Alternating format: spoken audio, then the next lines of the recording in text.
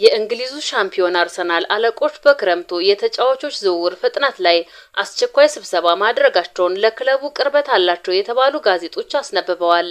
በስብሰባው ባለቤቶቹ ስታን ክሮንኬ፣ ጆሽ ክሮንኬ እንዲሁም የስፖርቲንግ ዳይሬክተሩ አንድሬ ቤርታና አሰልጣኝ ሚካኤል አርቴታ ተሳትፈዋል ነው የተባለው።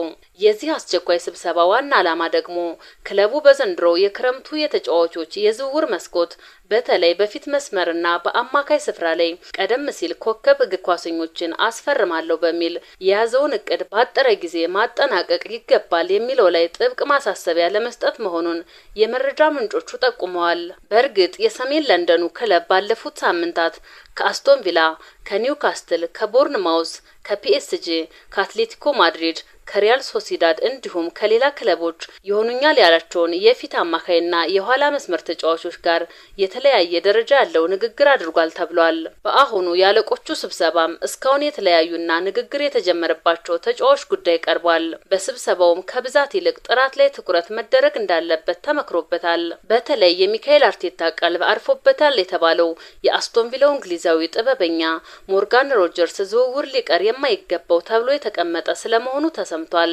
ይህ ተጫዋች ከማንቸስተር ዩናይትድ እስከ ሪያል ማድሪድ የበርካታ ክለቦች ፍላጎት ሆኗል። ብዙ የስፖርት ተንታኞች ሞርጋን ሮጀርስ በዘመናዊ እግር ኳስ ሜዳ ላይ የተለኮሰ ማንም ሊያጠፋው የማይችል ችሎታ የተቸረው ነው ይሉታል። በእርግጥ ይህ እንግሊዛዊ እግሮቹ ኳስን ሲይዙ ሜዳውን ወደ ፍጹም የጥበብ መድረክነት ይቀይሩታል።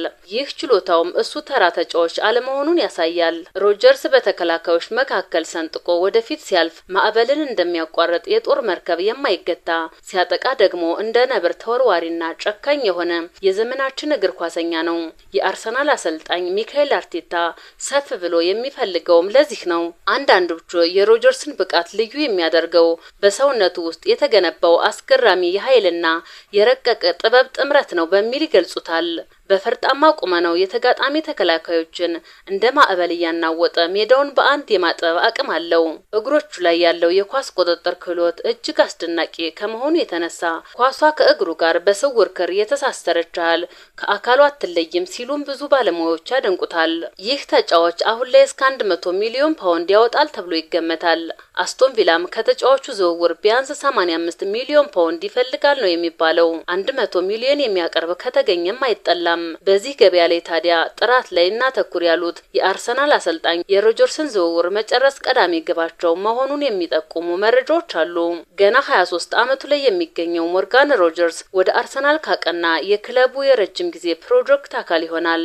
ይህ ተጫዋች ሜዳ ላይ የሚፈጥረው እያንዳንዱ እንቅስቃሴ የሚያሻግራቸው ድንቅ ኳሶችና ከርቀት የሚያስቆጥራቸው ጎሎች የተመልካችን ልብ የሚያሞቁና የተቃራኒ ቡድንን የሚያስደነግጡ ናቸው።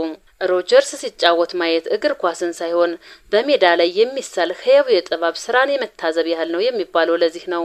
ይህ አይነት ክህሎት ያለው ተጫዋች ደግሞ በአርሰናል ቤት ለተያዘው በቀጣይ ዓመት በእንግሊዝም ሆነ በአውሮፓ ገናና ሆኖ የመውጣት ግብ አስፈላጊነቱ የጎላ ይሆናል። በመድፈኞቹ አስተዳደር ጉዳዮች ላይ የበላይ የሆኑት ጆሽ ክሮንኬ የክለቡን የፕሪሚየር ሊግ መዝጊያ አስመልክተው ባስተላለፉት መልእክት የበለጠ ጠንክሮ ለመመለስ የማናደርገው ጥረት የለም ማለታቸውም ይታወሳል። በዋናነት እንሰራዋለን ብለው የያዙት ደግሞ በአውሮፓ ከሚገኙ ኮከብ ተጫዋቾች መካከል ለአርሰናል የሚያስፈልጉትን በክረምቱ ማስፈረም የሚል ነው። ሮጀርስ በዚህ ላይ ቅድሚያ ግምት አግኝቷል ነው የተባለው። ምክንያቱም ሞርጋን ሮጀርስ ሜዳ ላይ ግርማ ያለው፣ በኳስ ጥበቡ ደግሞ ስታዲየሞቹን በደስታ የሚያናውጥ የእግር ኳስ ተአምረኛ ነው። እሱ በቀጣዮቹ ዓመታት የዓለምን እግር ኳስ በበላይነት ለመግዛት የመጣ ተፈጥሮ በሊቅነት የከሸነችው እውነተኛ የኳስ አስማተኛ ነው በሚል እየተሞካሸ ይገኛል። እናም የአርሰናል ሰዎች በአስቸኳይ ስብሰባቸው አጽንኦት የሰጡት አንዱ ጉዳይ ይሄ ነው ተብሏል። ሌላው በስብሰባው ትኩረት ያገኘው የኒውካስትሉ ዩናይትድ አማካይ ሳንድሮ ቶናሊ ዝውውር ጉዳይ መሆኑን መረጃው ጠቅሷል። በተለይ የስፖርቲንግ ዳይሬክተሩ አንድሬ ቤርታ በሳንድሮ ቶናሊ ከፍተኛ እምነት አላቸው የተባለ ሲሆን እውን ለማድረግም ንግግሮች ተደርገዋል ተብሏል። በዚህም የቶናሊ ወደ አርሰናል መምጣት የቀረበ ጉዳይ ነው የሚሉ መረጃዎች በስተዋል። ጣሊያናዊው የኒውካስትል ዩናይትድ አማካይ ስፍራ ሞተር ሳንድሮ ቶናሊ በዘመናዊው እግር ኳስ ውስጥ እጅግ ብርቅዬ ከሚባሉ እግር ኳሰኞች አንዱ ነው። ተጫዋቹ በሜዳ ላይ ያለው ሚና የጨዋታውን ፍሰት የመወሰን ብቃት አለው። በዚህም ተንታኞች እሱን የአማካይ ክፍሉ ሞተር እና ኢንጂነር እያሉ ያደንቁታል። የ26 ዓመቱ ጣሊያናዊ ሳንድሮ ቶናሊን ልዩ የሚያደርገው ሜዳውን የማንበብና ጨዋታን የማፋጠንና የማረጋጋት ብቃቱ ነው። ድንቅ የኳስ አቅጣጫዎችን በመቀየርና ረጅም ትክክለኛ ኳሶችን በማሻገር ተከላካዮችን መበታተን ይችላል በሚል ይነገርለታል። ተንታኞች እንደሚሉት የእሱ እይታና የኳስ ቁጥጥር አንድሪያ ፒርሎን የሚያስታውስ ነው። ተጫዋቹ ያለው የማጥቃት መንፈስና ፍልሚያ ደግሞ ከጄናኖ ጋቱሶ ጋር ያመሳስለዋል ይሉታል። ይህ ታዲያ እሱ በቴክኒክ የረቀቀ በጉልበት ደግሞ የማይበገር ተጫዋች መሆኑን ያመላክታል። አሁን ላይ ተጫዋቹ ከሞርጋን ሮጀርስ ጋር ተቀራራቢ የዝውውር ዋጋ ያለው ሲሆን በዋናነት አርሰናል እና ማንቸስተር ዩናይትድ እየተፎካከሩበት ይገኛሉ። በተለይ አርሰናል ከተጫዋቹ ጋር የፈጠረው ቅርበት የተሻለ ነው የተባለ ሲሆን በክለቡ አለቆች አስቸኳይ ስብሰባ ትልቅ ትኩረት ያገኘ ጉዳይ ነው ተብሏል። በዚህም ሳንድሮ ቶናሊ በአርሰናል ሰዎች ዘንድ ጥራት ያላቸው ተጫዋቾችን እናመጣለን ተብሎ ከተገለጹት መካከል አንዱ የመሆን እድሉ ሰፊ ነው ተብሏል። ቶናሊ በመከላከሉ ረገድም ተቃራኒ ቡድን ላይ ከፍተኛ ጫና በመፍጠር ኳስን በመንጠቅና የፍርሃት ቀጠናዎችን በማሸነፍ ወደር የለውም ነው የሚባለው። የባለሙያዎች ትንታኔ እንደሚያሳየው የሱ ታክቲካዊ ብስለትና በአስቸጋሪ ሁኔታዎች ውስጥ የሚወስናቸው ውሳኔዎች እጅግ አስደናቂና ውጤታማ ናቸው።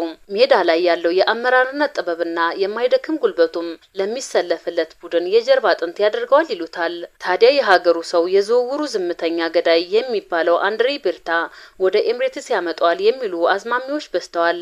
አንድሪ ቤርታ አርሰናል ቢያንስ ለቀጣይ 10 ዓመታት በአውሮፓ ገናና ሆኖ መታየት አለበት የሚል አቋም አላቸው። በመጡበት ዓመት ያሳዩት አስደናቂ ስራም ክለቡን ባለድል አድርጎታል። ሳንድሮ ቶናሊም በእሳቸው እጅ ላይ ነው። ምክንያቱም ቶናሊ ጨዋታን ከጥልቅ ቦታ በመነሳት የሚመራ ማጥቃትንና መከላከልን በአንድ እጅ የሚያቀናጅና በማንኛውም ሰዓት የጨዋታውን ውጤት መቀየር የሚችል የዘመናችን ምሉ አማካይ በመሆኑ አርሰናል ደግሞ ይህንን ክሎት ከነዴክላን ራይስ ጋር በማቀናጀት ተአምር መስራት ይፈልጋል። ይህ ከሆነ የመድፈኞቹ መሃል ሜዳ የበለጠ ጥንካሬ ይላበሳል ነው የሚባለው። በተያያዘ ከአርሰናል ጋር ስሙ በተደጋጋሚ ሲነሳ የከረመው አርጀንቲናዊው ጁሊያን አልቫሬዝ አሁንም በኤሚሬትስ ተስፋ አልተቆረጠበትም ተብሏል። ተጫዋቹ ከባርሴሎናና ከሪያል ማድሪድ የቀረበው የዝውውር ሂሳብ ውድቅ ከተደረገ በኋላ በክለቡ ላይ ካለበት ሆኖ ቁጣ ማሰማቱን የስፔን ጋዜጦችን ዋቢ ያደረጉ ዘገባዎች ጠቁመዋል። የተጫዋቹ ቁጣ የመጣው በተለይም ሪያል ማድሪድ ለዝውውር ያቀረበው 150 ሚሊዮን ዩሮ በራሱ ክለብ ውድቅ መደረጉን ተከትሎ ነው ተብሏል። ያስቆጣው ደግሞ ወደ ማድሪድ መዛወር ፈልጎ ሳይሆን አትሌቲኮ ማድሪድ ሰሞኑን አልቫሬዝ ላይ የያዘው ጥብቅ አቋም ተጫዋቹን ምቾት አልሰጠውም ነው የተባለው። ብዙ ተጫዋቾች በክለባቸው እንደዚህ አይነት ነገር ሲገጥማቸው በቁም እስር ላይ ያሉ ወይም በግዴታ የሚኖሩ ይመስላቸዋል ነው የሚባለው። አልቫሬዝም በዚህ ተገፋፍቶ ልክ ባለፈው ዓመት ቪክቶር ዩክሬሽ እንዳደረገው አስገድዶ ከክለቡ ሊወጣ ይችላል የሚሉ መላምቶች አሉ።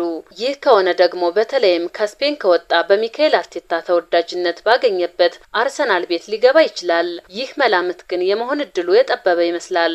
ሌላው አመራሮቹ በስብሰባው ላይ ከጋብሪኤል ማርቲኔሊና ሊአንድሮ ትሮሳርድ አንዳቸው የሚያስገኙት የዝውውር ሂሳብ ተመዝኖ የመሸጣቸው ነገር እንዲፋጠን መመሪያ ተላልፏል ተብሏል።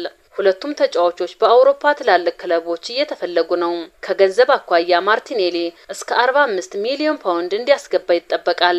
ሲጠቃለል የአርሰናል አለቆች አስቸኳይ ስብሰባ ጥራት ያላቸውን ቢያንስ 3 የፊትና የአማካይ ስፍራ ተጫዋቾችን በፍጥነት ተወዳዳሪ ሆኖ ማስፈረምና የሚሸጡትን መለየትና ወደ ተግባር መግባት የሚል መሆኑን የወጡ መረጃዎች ጠቁመዋል።